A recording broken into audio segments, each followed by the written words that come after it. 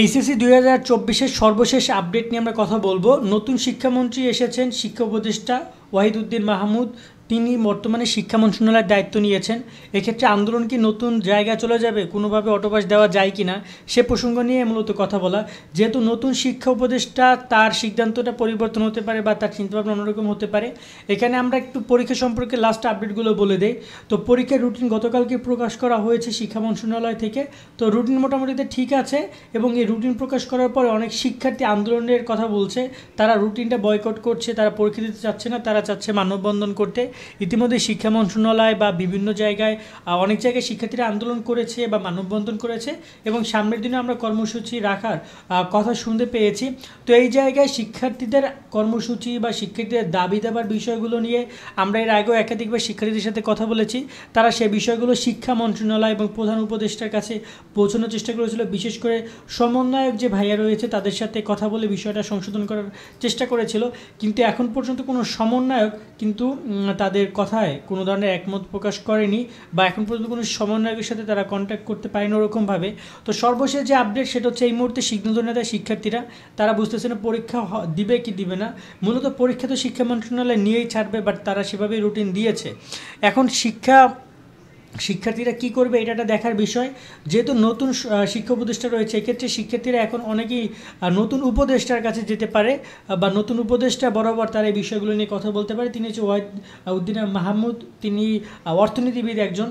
তো তিনি অর্থনীতি নিয়ে কাজ করেছেন, এর আগেও এখানে তত্ত্বাবধায়ক সরকারে তিনি ছিলেন। তো এই জায়গায় তিনি অনেক সিনিয়র একজন পার্সন বলা যায়, এবং এক্ষেত্রে তাদের চিন্তাভাবনা কী রয়েছে শিক্ষা মন্ত্রণালয় নিয়ে সেটা এখন দেখার বিষয়। এবং শিক্ষার্থীরা যে আন্দোলন করছে, যদি শিক্ষার্থীরা ভালো লেভেলের কোনো কিছু করতে পারে তাহলে হয়তো বা যদি, এবং এ ব্যাপারে যদি শিক্ষা উপদেষ্টার নিকট কোনো প্রশ্ন করা হয় বা তার কাছে এ ব্যাপারে কোনো আপডেট জানতে চাওয়া হয়, তাহলে হয়তো এ ব্যাপারে কোনো সিদ্ধান্ত আসতে পারে। তবে এটা সম্পূর্ণ নির্ভর করে শিক্ষার্থীদের উপরে এবং হচ্ছে শিক্ষা বোর্ডের উপরে।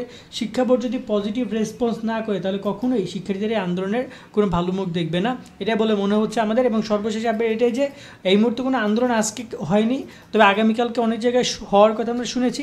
যদি হয় তাহলে আমরা সেটা সবাইকে জানাবো। এবং শিক্ষা উপদেষ্টা যদি নতুন কোনো আপডেট দেয়, যে যদি তিনি পরীক্ষা নিয়ে কোনো কথা বলেন, তাহলে সেটা নিয়ে আমরা কথা বলবো। এখানে বলে রাখতে চাই, বিভিন্ন জায়গায় শোনা যাচ্ছে যে এই যে রুটিন প্রকাশ করা হয়েছে সেটা নাকি অনুমোদন দেওয়া হয়নি। তাদেরকে বলবো যে রুটিন অনুমোদন ছাড়া তো অবশ্যই বোর্ড প্রকাশ করবে না, হয়তো মৌখিক অনুমোদন দিয়েছে বা কিছু তো একটা হয়েছে। এক্ষেত্রে রুটিন অবশ্যই অনুমোদনের বিষয়টি রয়েছে, না তো প্রকাশ করার কথা না। সো এক্ষেত্রে কনফিউজ থাকার কোনো কিছু নেই। রুটিন অফকোর্স এখানে আমি যতটুকু জানি রুটিন তারা অনুমোদন দিয়েই, মানে প্রধান উপদেষ্টা যখন ছিলেন শিক্ষামন্ত্রীর দায়িত্বে বা শিক্ষা উপদেষ্টা হিসেবে, তখন তিনি অনুমোদন দিয়েছেন জন্যই প্রকাশ করা হয়েছে।